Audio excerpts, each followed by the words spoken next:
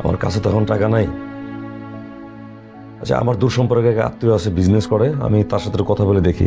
আমার 2-3 দিন টাইম দাও। এইখানে স্টুডেন্টরা যারা পড়তে আসে সবার অবস্থা একই। এত কষ্ট করে এখানে পড়তে আসার কোনো মানে আছে? জীবনের রিস্ক নিয়ে তোমরা যে কি করো, তোমাকে দেখলে মায়ায় লাগে। কি করবো ভাই, আমরা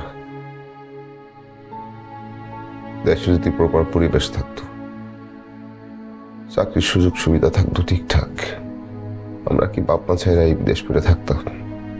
আমরা দেশেই পড়াশোনা করতাম, দেশেই চাকরি বাকরি করতাম। কত স্বপ্ন নিয়ে ভাই আসছি, কত কষ্ট করে আসছি।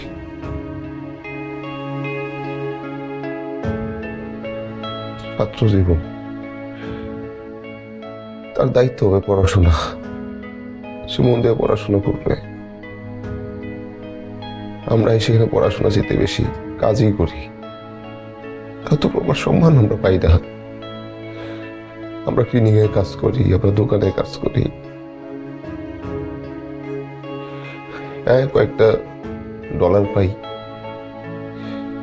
দেখুন, ছাত্র হিসেবে কি এই সম্মান পাওয়ার কথা ভাই আমাদের?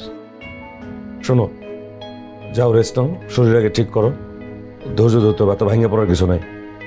যাও, আমি দেখতেছি। ঠিক আছে।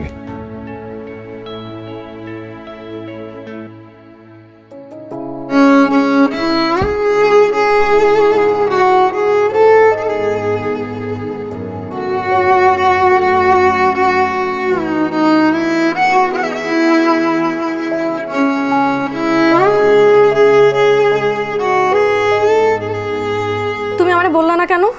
তোমার এত বড় একটা অ্যাক্সিডেন্ট হয়েছে, তুমি আমার কাছে লুকাইলা কেন? আরে এত বড় অ্যাক্সিডেন্ট হয়নি, সামান্য, বড় কোনো সমস্যা না। মিথ্যা বলবা না, রুমেল ভাইয়ের কাছ থেকে আমি সব শুনছি। তোমার আমি বারবার মানা করছি সাইকেল চালাইও না, শুনছো? শুনলা না তো আমার কথা? এই, আরে মিতু, কাইন্দো না তো, কইলাম তো বড় কোনো সমস্যা না, ঠিক হয়ে গেছে। বাসায় তো অন্তত জানানো উচিত আছিল। আমি কি বাসায় কথা বলবো? আরে না, এসব নিয়ে বাসায় কথা বলবো না, আম্মা অনেক চিন্তা করবো। আর শোনো, রাখি, একটু বাইরে যাওয়া লাগবে। কই যাও?